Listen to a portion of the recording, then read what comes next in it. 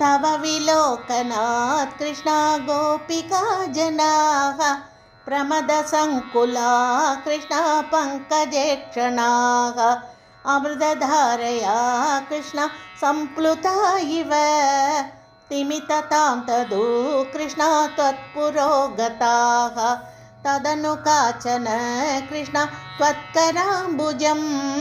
सपदि गृह्णति कृष्णा निर्विशङ्कितं गणपयोधरे कृष्णा सन्निधाय सा पुलकसंवृता कृष्णा तस्तुषीचिरं तव विभो परा कृष्णा कोमलम्बुजं निजगलान्तरे कृष्णा पर्यवेष्टयत् गलसमुद्गतं कृष्णा प्राणमारुतं प्रतिनिरुन्धदीव कृष्णा अतिहर्षुला अभगतत्रपा कृष्णा कापि कामिनी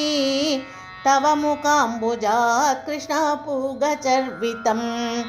प्रतिगृह्य तत् कृष्णा वक्त्रपङ्कजे निददति कदा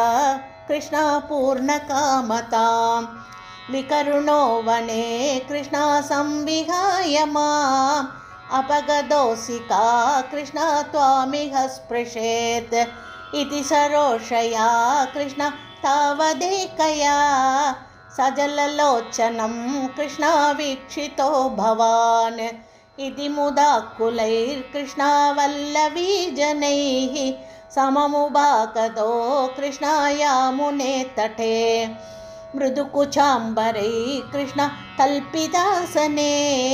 गुसृणभासुरे कृष्णा पर्यशोभताः कतिविधा कृपा कृष्णा केऽपि सर्वतो धृतदयोदया कृष्णा केचिदाश्रिते कदिचिदीदृशा कृष्णा मातृषे स्वभीति अभिहितो कृष्णा भवान् वल्लवीजनैः अयि कुमारिका राधे नैव शङ्क्यतां कठिनता मयि राधे प्रेमकातरे मयि तु चेतसो राधे वोऽनुवृत्तये कृतमिदं मया कृष्णा ऊचिवान् भवान् अयि निशम्यतां राधे जीववल्लभाः प्रियतमो जनो राधे नेदृशो मम दधिह रम्यतां राधे रम्ययामिनीषु अनुपरोधमिधि राधे आलपो विभो इति गिरादिकं कृष्णामोदमेधुरैः ब्रजवधूजनैः कृष्णा सागमारमन् गलितकौतुको कृष्णा रासकेलने गुरुपुरीपते कृष्णा पाहि मां गदात् गुरुपुरीपते कृष्णा पाहि मां गदात् सर्वत्र गोविन्दनाम संकीर्तनं गोविन्द गोविन्द।